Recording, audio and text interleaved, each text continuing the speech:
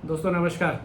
मैं राकेश पोखरियाल आपके साथ फिर एक बार मेंटल हेल्थ के एक नए टॉपिक पे बात करना चाहता हूँ। ये ऐसा टॉपिक है जो आप और हम अपनी सोसाइटीज़ में, हो सकता है अपने आसपास समाज में, और कई बार हो सकता है कि अपने परिवार में भी ऐसा होता हुआ देखते हों।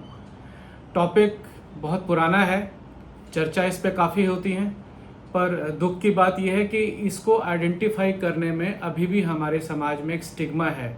हमारे समाज में एक ऐसी सोच है कि ये एक बीमारी नहीं है, ये एक चंचलता है बच्चों के बीच में।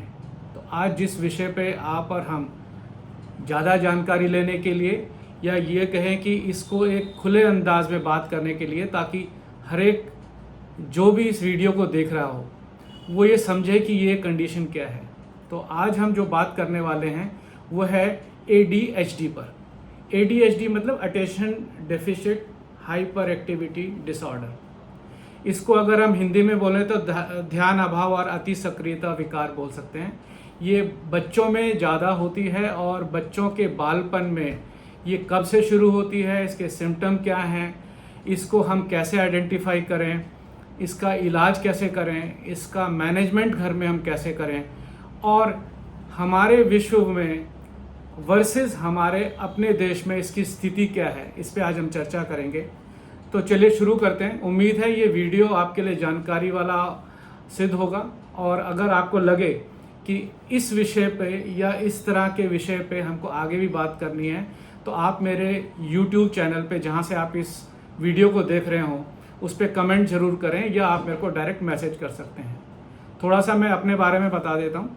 मैं दिल्ली यूनिवर्सिटी नॉर्थ कैंपस से साइकोलॉजी ग्रेजुएट हूँ, और पिछले करीब 30-35 साल से मैं इसी विषय पे अध्ययन कर रहा हूँ अपने नौकरी के साथ साथ में, क्योंकि ये मेरा प्राइम इंटरेस्ट है। और अभी हाल में ही मैं MSc counselling and family therapy में फर्स्ट ईयर क्लियर करके सेकेंड ईयर में हूँ।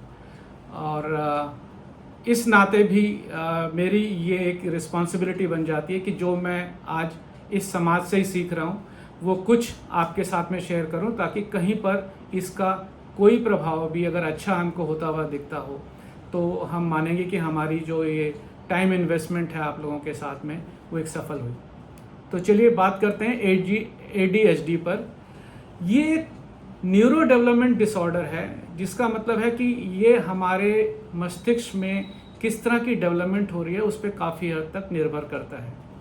ये क्रोनिक डिसऑर्डर माना जाता है, और इससे अगर आप ध्यान से देखें या ऑब्जर्व करें तो जो इसका शिकार होता है वो लीन एंड थिन सा हो जाता है। उसमें दुर्बलता, जैसे अगर आप नॉर्मल हिंदी में बोलें तो दुर्बलता जैसी आ जाती है।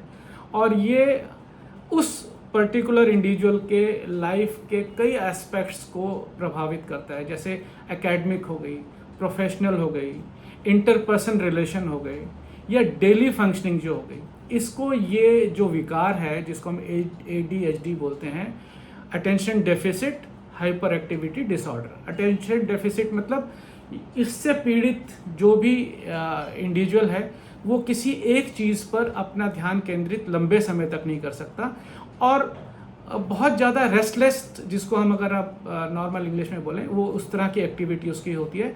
हाइपर एक्टिविटी मतलब नॉर्मल जिस भी अवस्था में है, उस अवस्था के अगर दूसरे लोगों से कंपेयर करें तो इनमें एक्टिविटी बहुत ज़्यादा होती है, मतलब एक जगह पर टिक के नहीं बैठ पाते हैं। इससे क्या है कि जैसे जैसे बच्चा बड़ा होता है तो उसकी सेल्फ एस्टीम पे भी काफ़ी फ़र्क पड़ता है।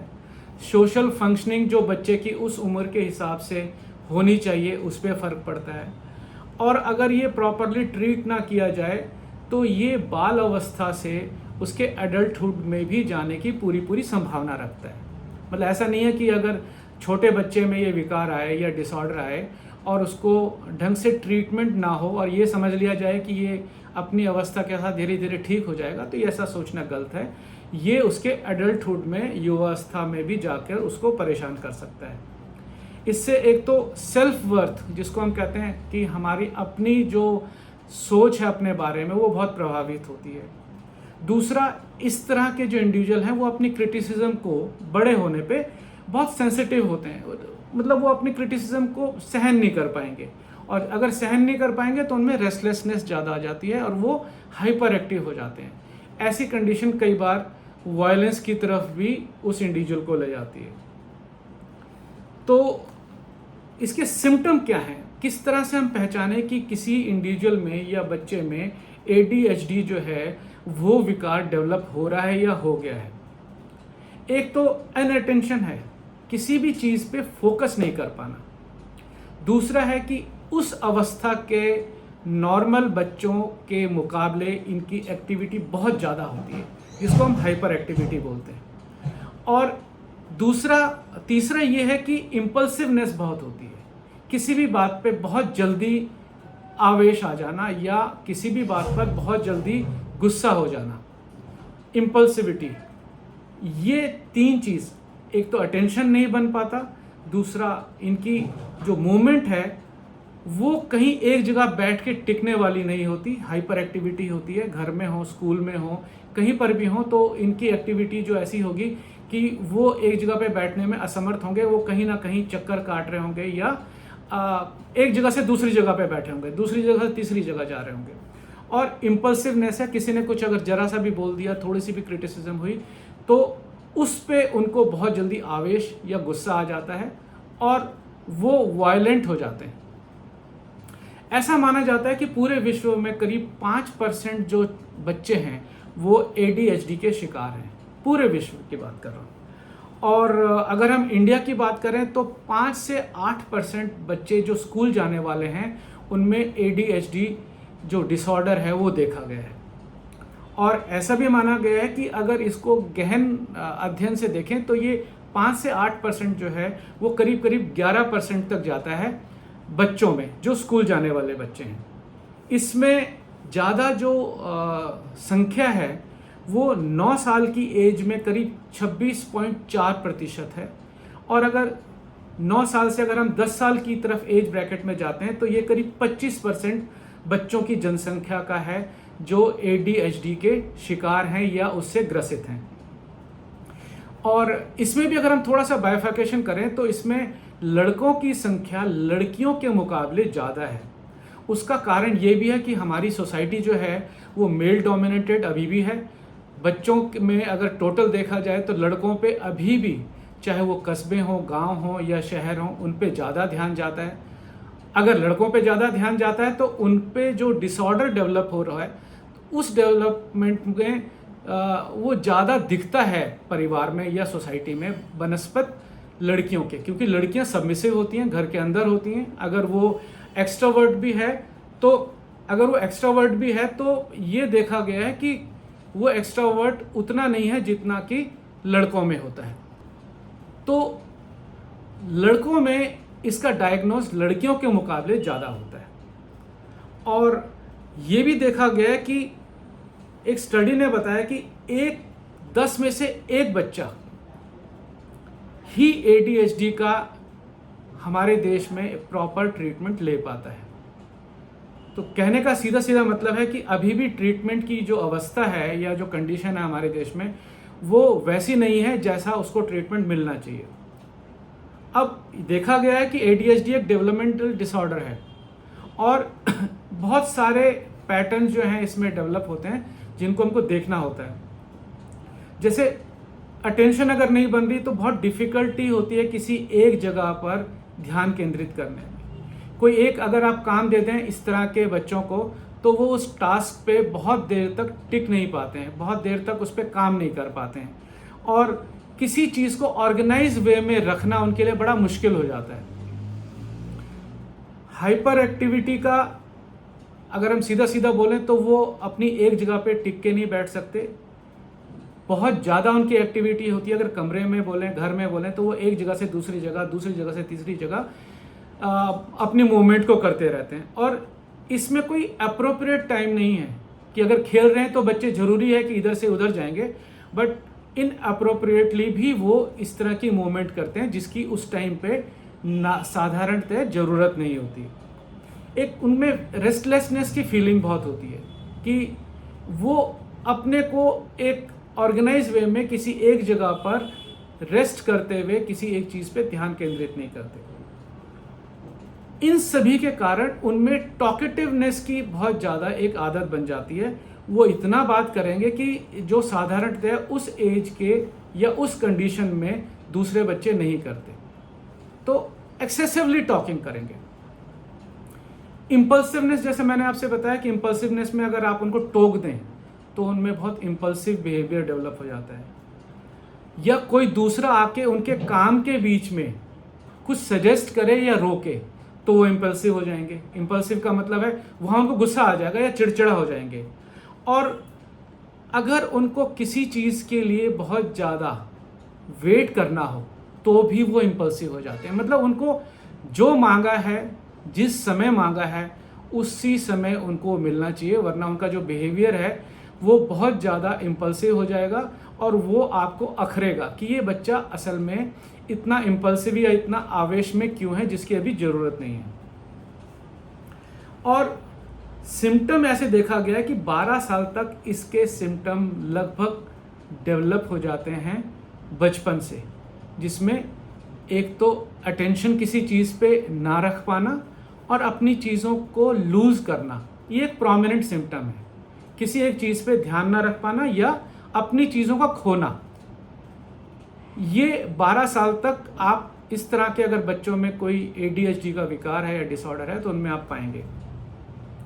जनरली अगर देखा जाए और कुछ अवेयरनेस है तो ADHD के सिम्टम बच्चों में 3 से 6 साल के बीच डेवलप होना शुरू हो जाते हैं, जो विजिबल होते हैं। अगर आपके पास थोड़ी भी अवेयरनेस है या आप इसमें थोड़ा सा पढ़ते समझते हैं, आसपास से किसी से पूछते हैं, किसी काउंसलर से मिलते हैं, तो आपको ये सिम्टम 3 से 6 साल के बीच प्रोमिनेंटली विजिबल होने बच्चों में शुरू हो जाते हैं, जो आगे चल के उनके एडल्टहुड तक जाते हैं। बट अगर आप देखें कि हमारे देश की कंडीशन ऐसी है कि एक तो मेंटल हेल्थ पे बहुत ज़्यादा कोई बात नहीं होती, इसीलिए ये विकार जो बच्चों में 3 से 6 साल के बीच डेवलप होता है, कई बार या कहें अधिकतर उनकी एडल्टहुड तक पहुंच जाता है। अब ये तो हुआ, हमने मोटे मोटे तौर पे बात कर लिया कि ADHD किस तरीके से डेवलप होता है, किस एज में होता है, बट इसके कॉजेज़ क्या है, ये किस कारण होता है। तो रिसर्चेस बताती हैं कि इसका मल्टी फैक्टरल इफेक्ट है। किसी एक कारण से ADHD डेवलप नहीं होता, इसके मल्टी फैक्टर जो हैं वो रिस्पॉन्सिबल हैं।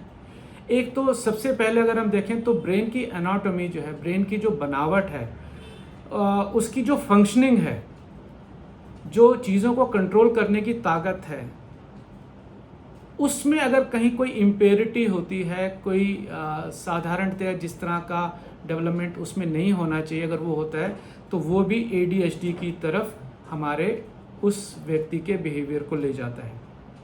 दूसरा ब्रेन से रिलेटेड ही है, जीन्स और हेरिडिटी। ये भी देखा गया है कि ये जनरली फैमिलीज़ में एक पीढ़ी से दूसरी पीढ़ी में रन करता है। अगर हम देखें 4 में से 1 केस ऐसे होते हैं कि जिन बच्चों में ADHD डेवलप हुआ है उनके कोई एक पेरेंट्स की फैमिली हिस्ट्री ADHD से रिलेटेड होगी। मतलब अगर माता या पिता के परिवार में से किसी एक के परिवार या दोनों के परिवार में कहीं कोई ADHD की हिस्ट्री है, किसी को हुआ है, तो 4 में से 1 बच्चे की पॉसिबिलिटी ये होती है कि उन बच्चों में भी उसके लक्षण आ सकते हैं। ऐसा नहीं कि आ जाएंगे, बट उनमें पॉसिबिलिटी ज़्यादा होती है। और ये भी देखा गया है कि अगर उनके इमीडिएट परिवार में इस तरह के सिम्टम नहीं हैं, उनके सिबलिंग्स में हैं या कहें कि एक्सटेंडेड फैमिलीज़ में कहीं ADHD के सिम्टम्स हैं किसी में भी, तो उसकी भी संभावना होती है कि वो सिबलिंग्स में भी ये हेरिडिटी या जीन्स जो है वो ट्रैवल करते हैं। और कई बार ऐसा भी देखा गया है कि जिन बच्चों में ADHD है उनके दोनों पेरेंट्स की ही हिस्ट्री ADHD वाली हो सकती है। अब रिसर्च ये भी बोलते हैं कि ये तो हुआ जीन्स और हेरिडिटी या ब्रेन की बनावट, जिस पे किसी का कोई कंट्रोल नहीं है। पर कई बार ऐसा होता है कि अगर कोई सिग्निफिकेंट हेड इंजरी है तो उससे भी रिसर्च में देखा गया है कि वो भी कई बार ADHD को डेवलप होने में मदद करती हैं सीवियर हेड इंजरी के बाद। कई बार ऐसा भी होता है कि प्रीमेच्योर बर्थ, उसमें भी ब्रेन पूरी तरीके से फंक्शनल, जैसा एक मैच्योर माइंड या मैच्योर ब्रेन होता है उस तरह से डेवलप नहीं होता, तो तो वो भी कई बार कारण बनता है कि उस बच्चे में ADHD के सिम्टम डेवलप होने के चांसेस ज़्यादा हों। फिर प्रीनेटल एक्सपोजर, अगर प्रेगनेंसी के दौरान मदर जो है वो अल्कोहल, नारकोटिक्स, स्मोकिंग, इस तरह की अगर हैबिट्स रखती हैं या एक्सेसिव उसको प्रैक्टिस करती हैं, तो वो भी कई बार ब्रेन की डेवलपमेंट में अफेक्ट करता है और जिससे ADHD में की आने की संभावना बच्चे में ज़्यादा बनी रहती है।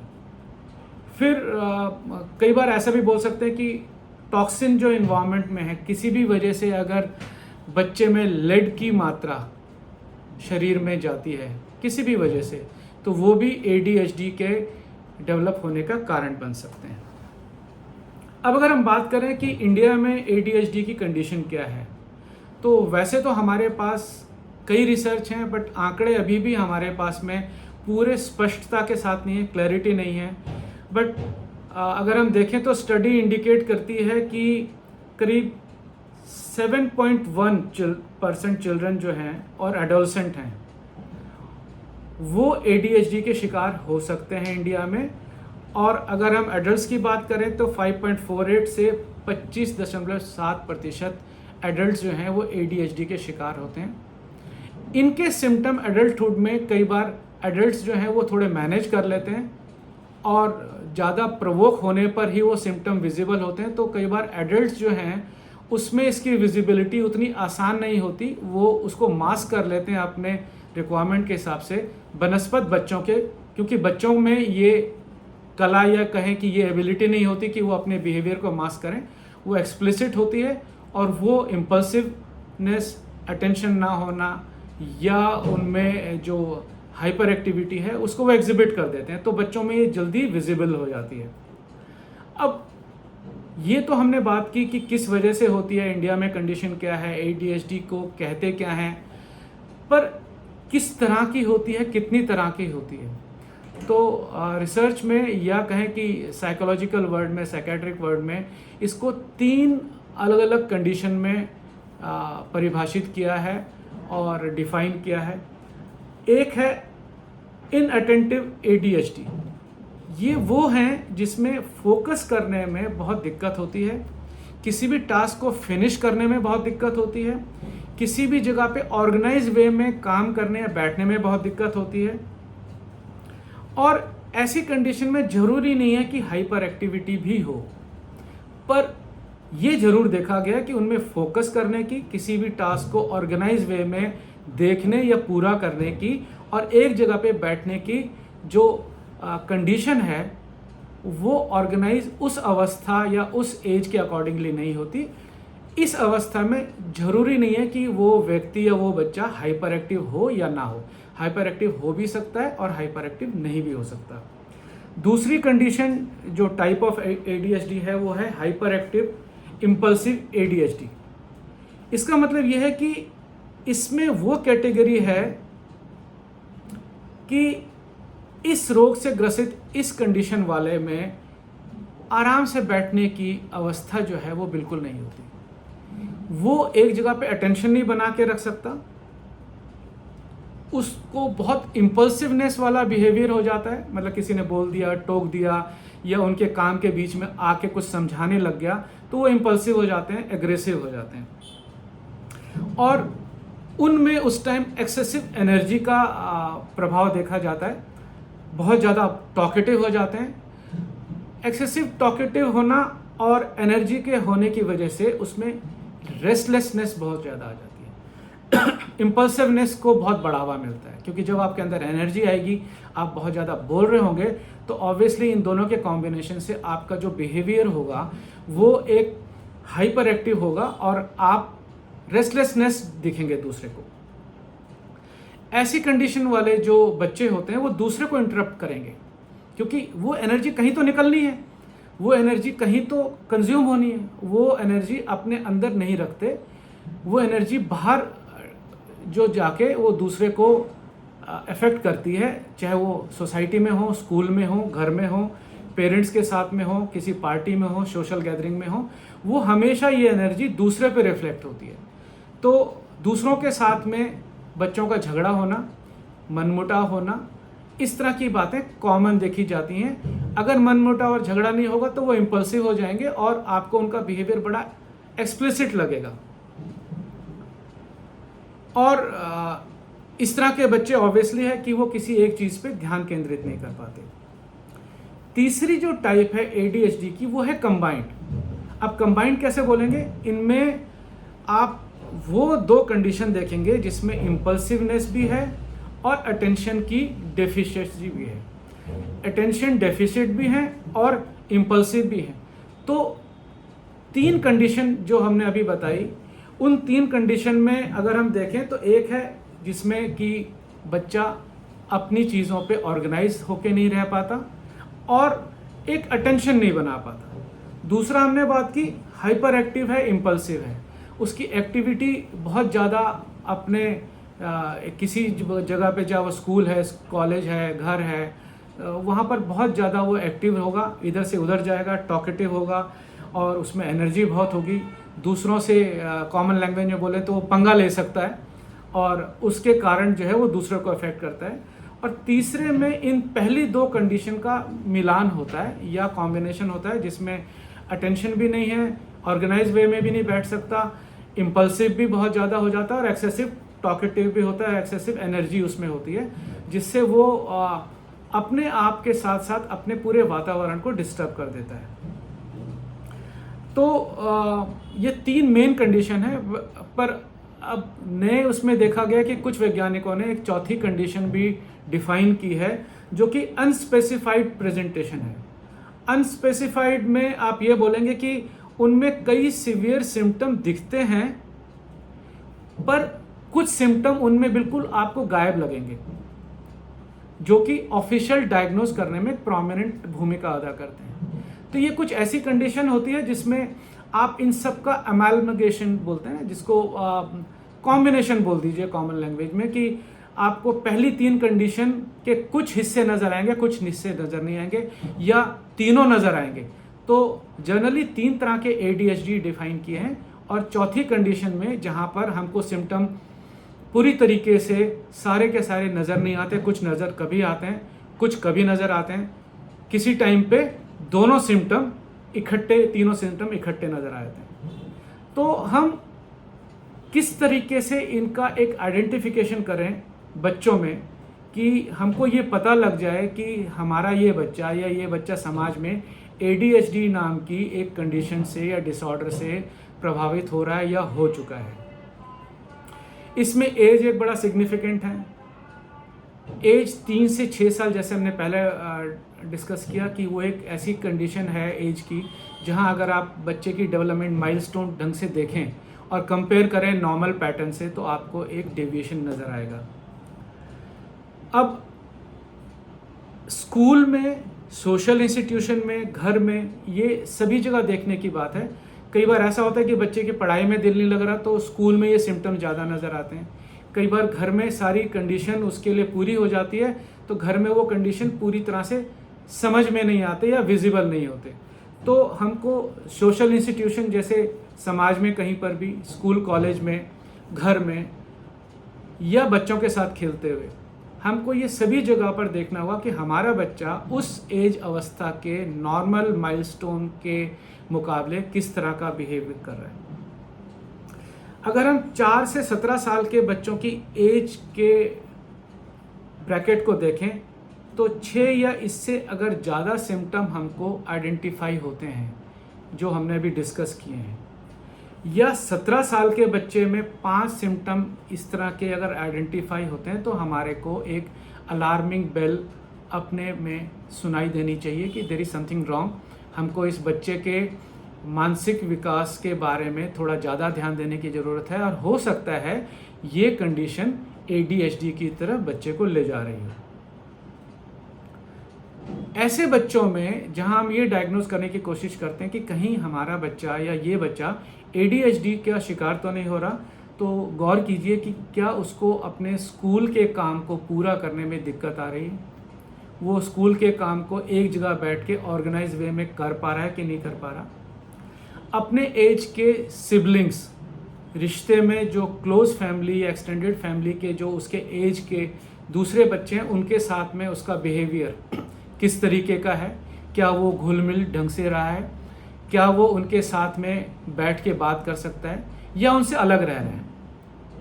कई बार ऐसा होता है हमारे घर में कोई रिश्तेदार आए और वहाँ पर कुछ बच्चे साथ में हों, तो ये जो ADHD का शिकार बच्चा है, हो सकता है वो उनसे कट के दूसरे कमरे में चला जाए या उसी कमरे में अलग से बैठ जाए और उनके साथ उनके एज के अकॉर्डिंगली घुल मिल ना रहा हो। दूसरा, अपनी एज के अकॉर्डिंगली क्या वो अपने दोस्तों में या अपने एज के दूसरे बच्चों के साथ रिलेशनशिप ढंग से डेवलप कर रहा है, दोस्ती ढंग से डेवलप कर रहा है, क्या उनके साथ में एडजस्ट होने में उसको दिक्कत तो नहीं है। कहीं ऐसे बच्चे दूसरे बच्चों के साथ में एडजस्ट ना करके अपने को बिल्कुल ही एक अलग थलग वैक्यूम में ले जाने की कोशिश करते हैं ताकि कोई उनके पर्सनल स्पेस में उनके हिसाब से इंट्रूजन ना कर रहा हो, जहां उनका बिहेवियर इम्पल्सिवनेस हो जाता है। और ऐसे बच्चे की स्पोर्ट्स एक्टिविटी भी आप देखेंगे कि बहुत इम्पेयर्ड हो जाती है। वो स्पोर्ट्स में बहुत ज़्यादा ध्यान नहीं दे पाता, क्योंकि स्पोर्ट्स एक ऐसी एक्टिविटी है जहां उसको चाहते ना चाहते हुए भी दूसरे बच्चों या अपने एज ग्रुप के दूसरे लोगों के साथ में इंटरेक्शन करना पड़ता है। तो स्कूल वर्क देखिए, सिबलिंग के साथ उसके रिलेशन या घुलने मिलने की प्रक्रिया देखिए, अपने एज के ग्रुप के दूसरे बच्चों के साथ वो किस तरह से रिलेशन डेवलप कर पा रहा है या उसको दिक्कत हो रही है, उसको देखिए। सोशल फंक्शनिंग ग्रुप में या टीम वर्क खेल कूद में क्या वो ढंग से एडजस्ट हो पा रहा है।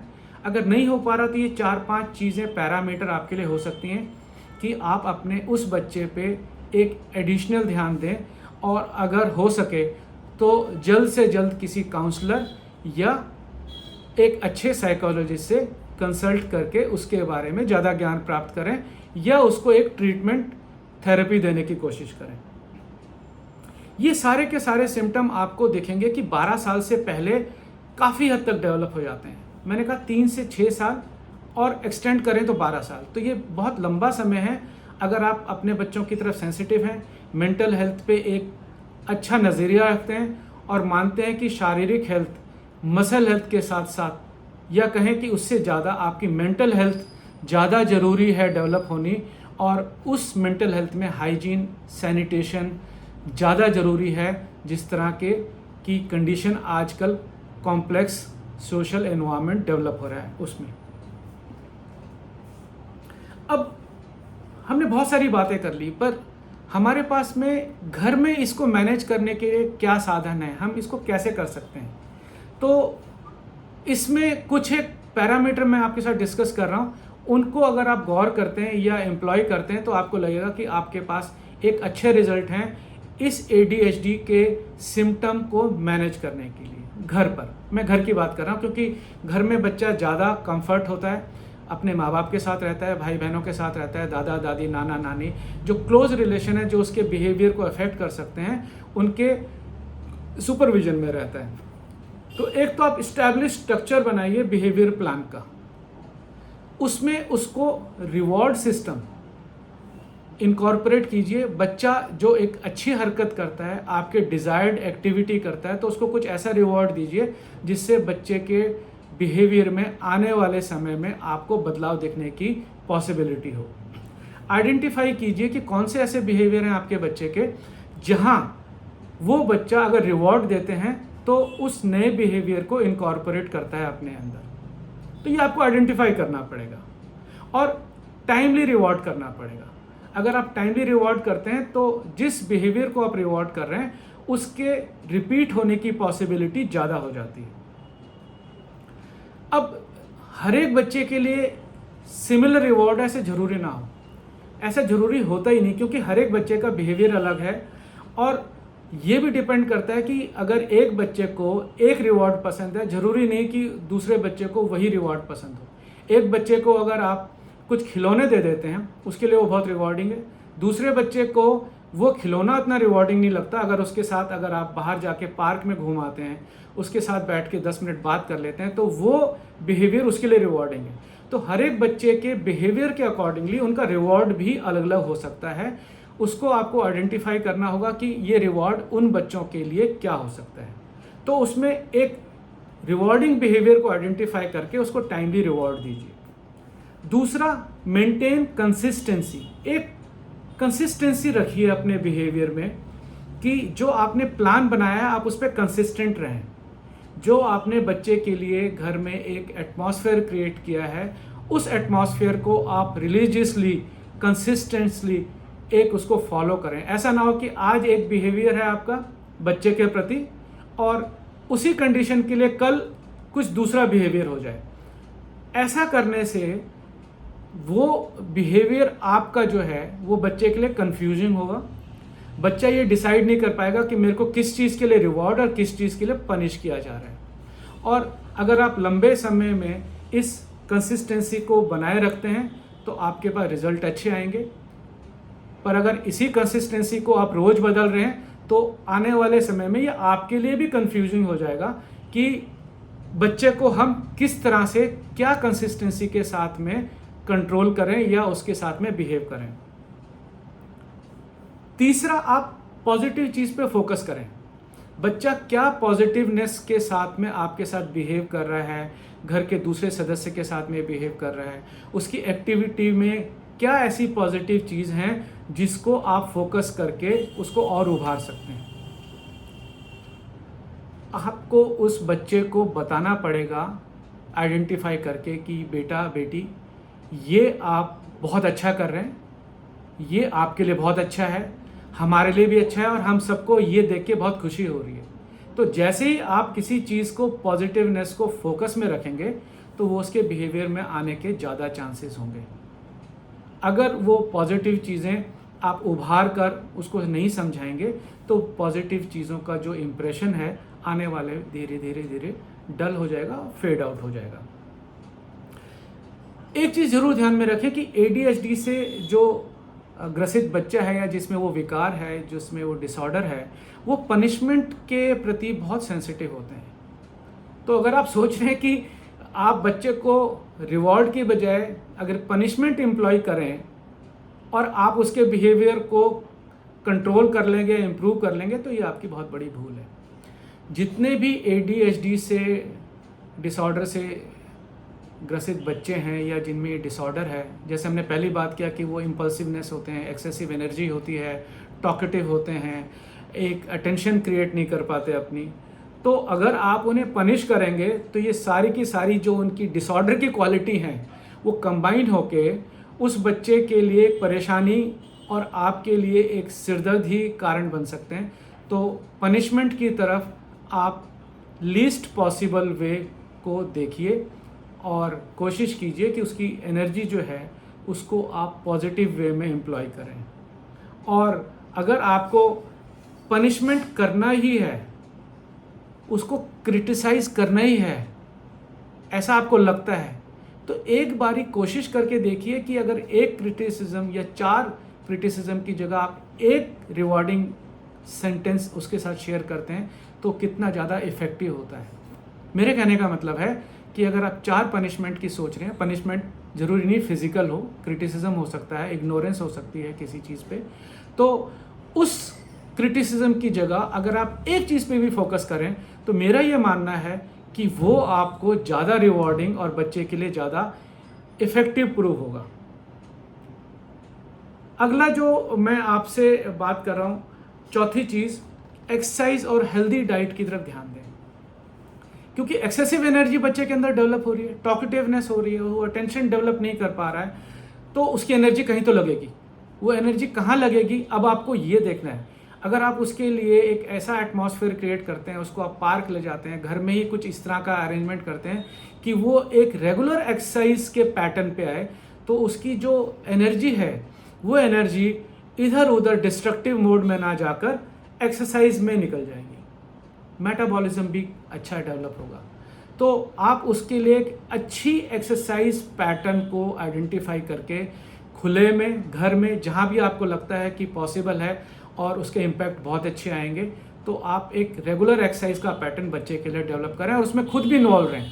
ऐसा नहीं कि आपने बच्चे को बोला कि आप 10 मिनट एक्सरसाइज कीजिए, तब तक मैं टीवी देख रहा हूँ या तब तक मैं अपने कुछ और काम कर रहा हूँ। आप उस एक्सरसाइज में बच्चे के साथ इन्वॉल्व रहें। दूसरा, बच्चे को एक हेल्दी डाइट पैटर्न पे ज़रूर ले जाएं। बच्चे के सेहत के हिसाब से, एज के हिसाब से और सोशल ईटिंग लाइफस्टाइल के पैटर्न के हिसाब से कुछ ऐसा मिक्स कॉम्बिनेशन हेल्दी डाइट का बनाएं कि उसको वो एक्सरसाइज करने में, वो मेटाबॉलिज्म जो उसका बड़ा है या जो उसकी एनर्जी निकल रही है, उसको पूरा करने के लिए उसको एक भरपूर एक अच्छी डाइट भी मिले।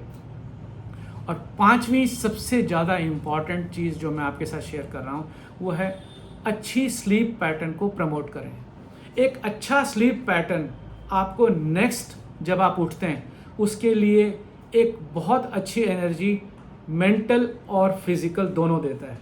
तो अगर हम देखें 11 से 13 घंटे बहुत ज़रूरी हैं स्लीप, साउंड स्लीप के 3 से 5 साल वाले बच्चे के लिए। 5 से 12 साल वाले बच्चों के लिए 10 से 11 घंटे की sleep pattern, deep sleep pattern बहुत ज़रूरी है। और अगर हम 13 से 18 साल वाले बच्चों की कंडीशन देखें तो उनको 8.5 से 9.5 10 घंटे की स्लीप पैटर्न चाहिए। तो 11 से 13 घंटे 3 से 5 साल वाले बच्चों के लिए, 10 से 11 घंटे 5 से 12 साल वाले बच्चों के लिए और 8.5 से 9.5 10 घंटे की अच्छी स्लीप 13 से 18 साल वाले बच्चों के लिए बहुत ज़रूरी है। ये स्लीप टूटी हुई नहीं होनी चाहिए। आप घर में कुछ इस तरह का अरेंजमेंट करें कि जिससे आपको इन स्लीप पैटर्न को बनाए रखने में बच्चों के लिए मदद मिले। तो ये मोटे मोटे तौर पे हमने ADHD की बात करी। अगर हम इसके अंत में एक कंक्लूजन की बात करें कि ADHD का कंक्लूजन क्या, आज हमने जो 30-35 मिनट जो बात की उसमें हम कंक्लूजन क्या निकाल रहे हैं, तो कंक्लूजन ये है कि ADHD जो है वो एक कॉमन न्यूरो डेवलपमेंट डिसऑर्डर है जो अनअटेंटिवनेस, हाइपर एक्टिविटी और इम्पल्सिवनेस, ये 3 सिम्टम को लेके आता है। कॉज क्या है, अभी भी इस 21st सेंचुरी में भी रिसर्च जारी है। एग्जैक्ट कॉज, एग्जैक्ट किस वजह से ये हो रहा है, कौन कौन से फैक्टर हैं जो प्राइम तौर पे रिस्पॉन्सिबल हैं, अभी भी क्लियर नहीं है। इसलिए हम कहते हैं मल्टी फैक्टरल है। इसमें ब्रेन की डेवलपमेंट है, इसमें हमारा एनवायरनमेंट है, इसमें हमारी जीन्स, हेरिडिटी और न्यूरोबायोलॉजिकल फैक्टर जो है, ये कॉम्बिनेशन ऑफ फैक्टर्स हैं जो कि रिस्पॉन्सिबल होते हैं किसी भी इंडिविजुअल में ADHD को डेवलप होने में। फिर हमने बात की कि इसका इफ़ेक्टिव मैनेजमेंट कैसे किया जाए, स्कूल में, कॉलेज में, किसी सोशल एनवायरनमेंट में, घर पर। तो इन सभी जगह पे हमको एक पैटर्न देखना पड़ेगा कि हमारे उस अवस्था के बच्चे के नॉर्मल पैटर्न माइलस्टोन के मुकाबले उसमें हमको विजिबिलिटी क्या नज़र आ रही है। और हमने 5 अलग अलग तरीके जो हैं वो डिस्कस किए, जिसमें रिवॉर्ड है, फोकस करें पॉजिटिवनेस पे, क्रिटिसिज्म की बजाय आप उसके पॉजिटिवनेस को उसके साथ में शेयर करें, रिवॉर्ड है। तो ये 5 तरह की चीज़ों को अगर आप कंसिस्टेंसी रखिए अपने बिहेवियर में, बच्चों को रिवॉर्ड देते हुए, उनको समझाते हुए, तो ये 5 तरीके के जो घर में आप कंडीशन क्रिएट कर सकते हैं जो आपके कंट्रोल में है, उनको करके देखिए। और अर्ली डायग्नोज, जैसे मैंने बताया, 3 से 6 साल के बीच में आपको बच्चे के माइलस्टोन, डेवलपमेंट माइलस्टोन के पैरामीटर देखें तो आपको ये जो सिम्टम हैं ये विजिबल नज़र आ सकते हैं। और 12 साल तक तो बिल्कुल आप ये बोलिए कि अगर आप इग्नोर कर रहे हैं तो बात अलग है, अदरवाइज़ किसी को भी बच्चे में ये सिम्टम अलग से दिख जाएंगे। अगर ढंग से ट्रीट नहीं होता तो ये सिम्टम उसके एडल्टहुड में जाके उसकी नॉर्मल लाइफ को भी प्रभावित कर सकते हैं।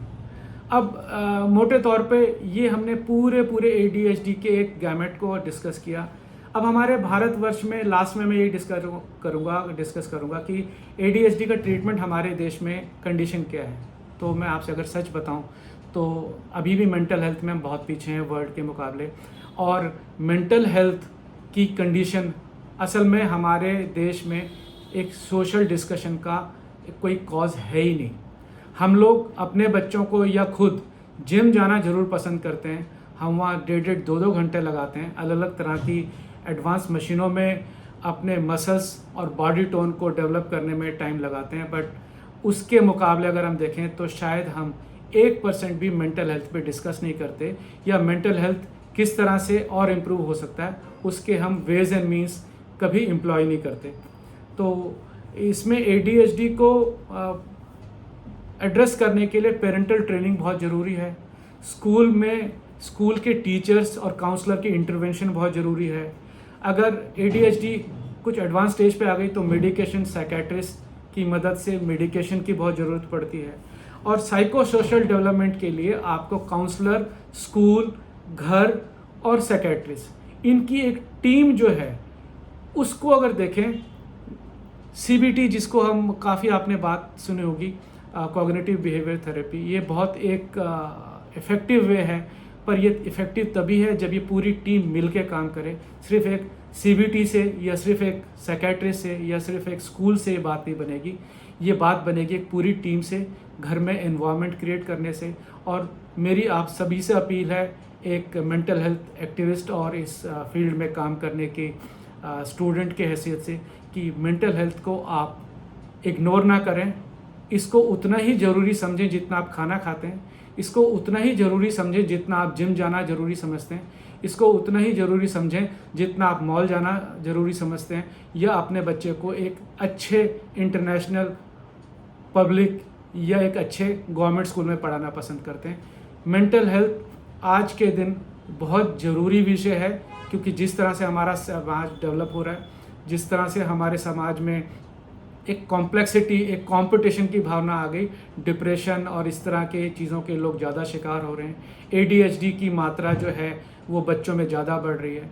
तो मेरी आप सभी से अपील है कि इस टॉपिक को ज़्यादा से ज़्यादा लोगों में शेयर करें, लोगों के साथ अवेयरनेस के बारे में बात करें, लोगों को बताएं कि ये स्टिग्मा नहीं है, टाइम से ट्रीटमेंट हो जाए तो इसके सिम्टम को आप मैनेज कर सकते हैं। इसी अपील के साथ में मैं आपसे विदा लेता हूँ, और फिर किसी एक दूसरे विषय पे जिस पे मैं काम कर रहा हूँ जल्दी आपके साथ आऊँगा।